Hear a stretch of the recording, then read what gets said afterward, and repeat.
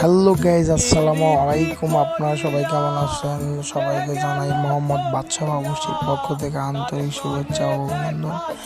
আমরা আজকে আছি চড়াইখোলা ইউনিয়নের মুক্তারপাড়া গ্রামে একটি রান্নার কাজের ব্লগ নিয়ে আপনাদের মাঝে চলে আসলাম।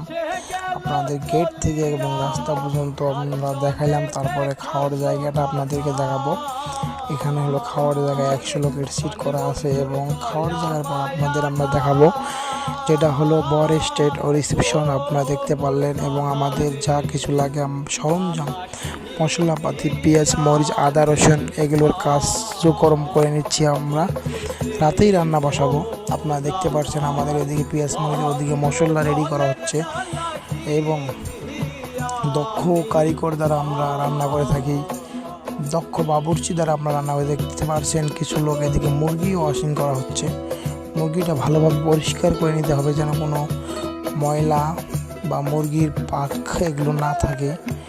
সুন্দর করে ভালো করে পরিষ্কার করে নেওয়া হচ্ছে। আপনারা দেখতে পাচ্ছেন একটা হয়ে গেছে অলরেডি, আরেকটা সাসপেন্ড পরিষ্কার করা হচ্ছে। এদিকে আবার আমরা চুলাতে আগুন দিয়ে দিছি।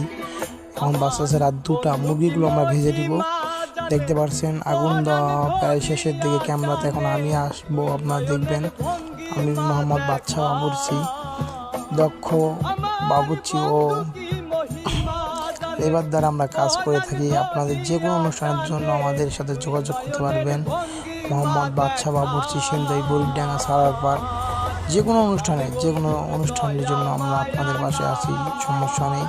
এদিকে একটা লেবারকে বললাম মুরগিটা উঠায় ডালিতে দাও, পানিটা পড়ে যাবে, পানিটা ঝরানো হচ্ছে।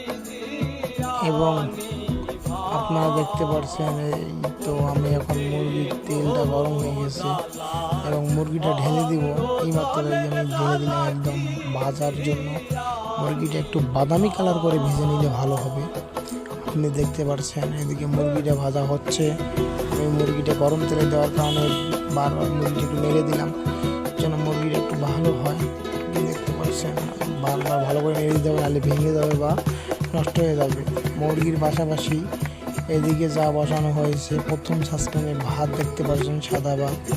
দ্বিতীয়ত মাংস বসানো হয়েছে একটা হওয়ার দিকে, তৃতীয়ত আরেকটা মাংস, চতুর্থটাতে আপনারা দেখতে পারেন, চতুর্থ সাসপেন পরের সাসপেনটা দেখা যাচ্ছে, ওইটাতে দেওয়া আছে আপনার ডাল। এখন ভালো করে মাংসটা কষাই নিতে হবে। আপনারা দেখতে পাচ্ছেন মাংসটা, গরুর মাংস যেটা কষাই নিতে হবে। 2 নম্বর মাংস নেমে গেছে, 3 নম্বর পর্যায়ে মাংসটা কষাই নেওয়ার পরে দমে দিয়ে দিতে হবে। দমে দিলে খাইতে সুস্বাদু লাগবে। দম না দিলে মাংস মজা কেনা